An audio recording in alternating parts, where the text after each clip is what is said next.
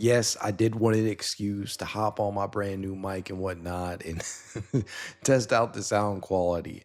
But I promise you, there's a real discussion to be had here. And that, my friends, is whether or not there is a real case to be made for Naquon Tomlin taking the place of Dean Wade in the rotation this year. And I know there's a lot of people out there that are probably rolling your eyes at what I'm saying or what I'm about to say. And that's that I think that Naquon Tomlin can add elements to this rotation that Dean Wade, frankly, has just shown not capable of providing. Listen, I get the allure of Dean Wade. Very, very versatile defender, positionally versatile at that, has shown a semblance of a three-point shot. He has a career 36.8% shooter from three-point distance after all. And in terms of that versatility, yes, he did grade within the 98th percentile in defensive positional versatility over on B-ball index, and he is in the 87th percentile in terms of matchup difficulty over there too. So he does take on a lot of tough perimeter assignments out there, some of the tougher matchups in the front court at times. And he's versatile enough to handle multiple positions. I've said that time and time again. That much you cannot take away from Dean Wade. But I think we all know what the issues are, where they lie with Wade and where they have lied for a number of years now. Number one, confidence.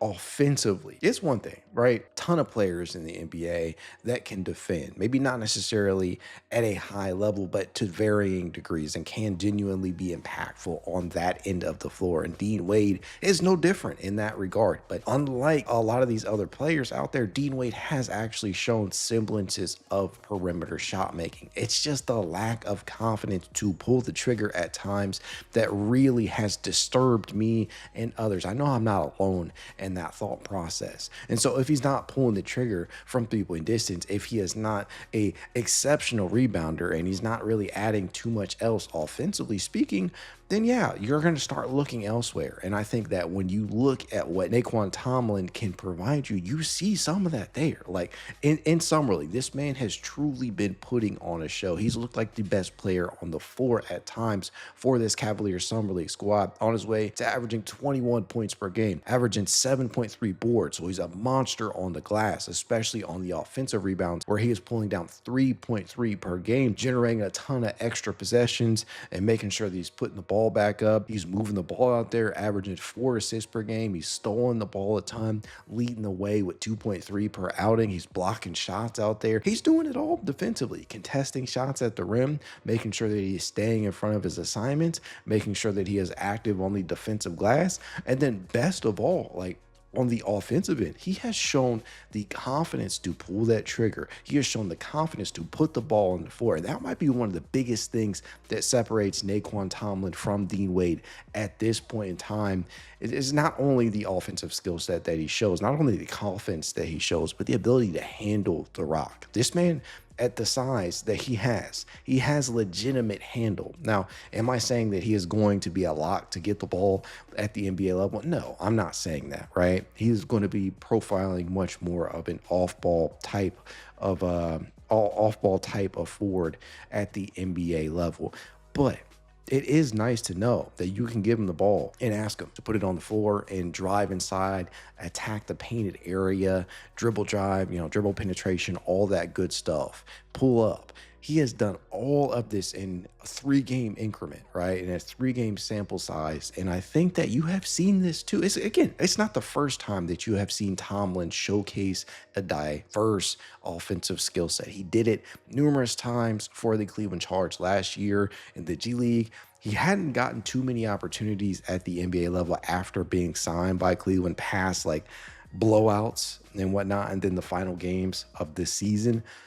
But if you give him a real role, if you give him real minutes, I'm very curious to see what he can bring to the table, and specifically as it relates to Dean Wade's spot, which is, it's not a given in the first place, especially with the Cavaliers' recent acquisitions. You got Lonzo Ball. He is definitely going to play, assuming healthy. You got Larry Nance Jr. He was a direct competitor for minutes for him in that front court. Assuming he is healthy, he will be a lock for the rotation. Dean Wade could be on the outside looking in.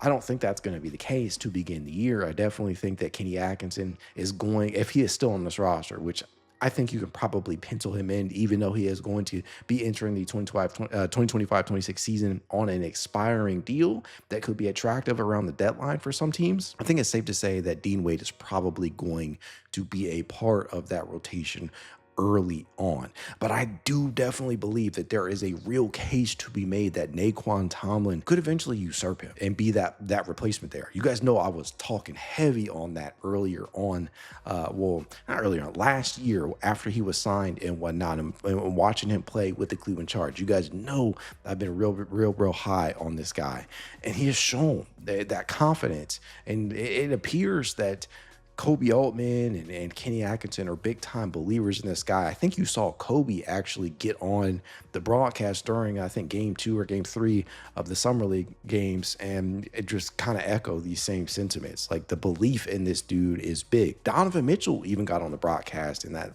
last game against the Heat, and was heaping praise on him. That is the type of shit that you love to see. But as it relates to being a member of that rotation, I don't think it's crazy for anybody out there that believes that Tomlin should be in the rotation over Wade. I definitely believe that there's a case to be made there. Now, the question is, are they going to convert his deal? He's on a 2-way contract, as we know. They have 50-game limits before they have to make a decision at the G League level on whether or not they're going to convert him to a standard deal or not. He's going to be ineligible for the playoffs if he remains on that 2-way contract. And just purely based upon what we have seen, I'm trying not to overreact, but man, he has looked so good playing against these other Summer League talents. He has frankly looked like the best player on the floor in a group that includes Tyrese Proctor, Jalen Tyson, right? All these other big names that the Cavaliers are putting out there. There's some other wonderful Summer League talents that should be up for 2-way consideration, whether that be Tristan Inaruna or Norchad Omir. These guys are guys I would love to see on a 2-way contract, but I'll tell you this right now, Tomlin looks like he is ready for that rotation.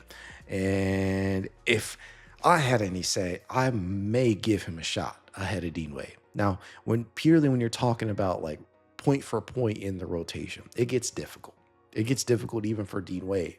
But let's assume that Darius Garland misses the start of the year. That leaves a gaping hole in terms of the point guard position, and that opens up a lot of minutes.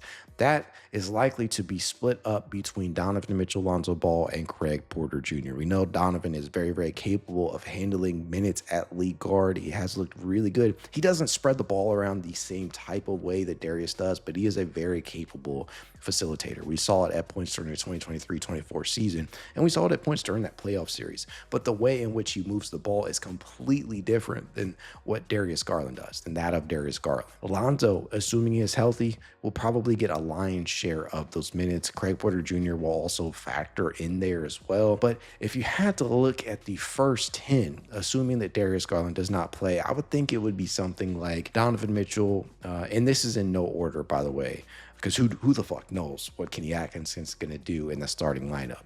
But I would have to assume that Donovan Mitchell, Max Strus, DeAndre Hunter, Evan Mobley, Jarrett Allen, Sam Merrill. You have to include Larry Nance Jr., obviously, Lonzo Ball, Craig Porter Jr., and the real toss-up here becomes Jalen Tyson, Dean Wade. Past that point, it's really up in the air. And then it gets even more difficult once Darius Garland returns to action, because that could push one of these guys that I just mentioned out. And I think the odd man out in that case is likely to be Craig Porter Jr. I don't think Jalen Tyson is a lock to be in the rotation either past that point. I do think that DG being out does open the door and allow specific avenues for Tyson and CPJ and Tomlin to get minutes. But the problem here is that there are a lot of mouths to feed and not enough minutes to go around. So there are going to be some tough conversations to be had. There will be some tough decisions to be made. And for me, my money, what I have seen out of Tomlin, I'm giving him a shot. I know Kenny Atkinson is probably not going to do that. I know they're probably going to go the Craig Porter Jr. route in terms of standardizing Tomlin's deal and just utilize that time. And I certainly understand that mindset, but I also understand the mindset of standardizing his deal right now is just giving him that 14th roster spot, if assuming they don't go to an outside free agent, and seeing what he can do. And moving Dean Wade, moving off of Dean Wade and allowing him to be, transition to another squad, another team at or around the deadline, and moving off the expiring deal that he has. Because frankly, I just don't see Dean Wade being a Cavalier past the 2025-26 season. I don't know.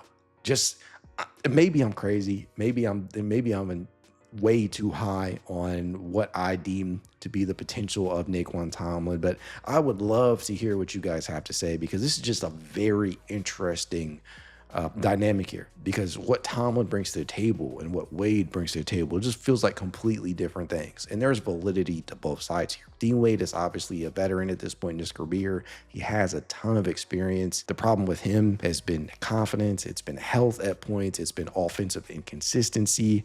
And with Tomlin, he's young, he's inexperienced, right? So he has not proven, and this is a championship caliber team. That's probably the point where a lot of people are probably going to say, hey, Mac, this is a team competing for a championship. We can't necessarily afford to allow guys to learn on the fly. We have to have trusted veterans in place. So take your time with Tomlin. And I completely understand that mindset, but sometimes you got to take some risks. And I understand, listen, I get it. They've taken a huge risk with Larry Nance Jr. They're taking a huge risk with Lonzo Ball, and assuming or hoping at the very least that these guys are going to be healthy. They take a huge leap by allowing Ty Jerome to go and not offering him the deal that he probably would have warranted. But I'm very, very interested to hear what you guys have to say in regards to this, because for me, I think Tomlin's ready. I would standardize his deal right now. Let me know what you have to say in the comments below. As I always tell you, if you'd like to reach out to me, you know I can. It's Cavalier_pod on Twitter, TikTok, Instagram, YouTube, and more. If you want to be added to the It's Cavalier Discord chat, you know what to do. Leave a rating, leave a review, send a screenshot, etc. You to It's Cavalier 53 at gmail.com, and I will send you said invite. Go Cavs.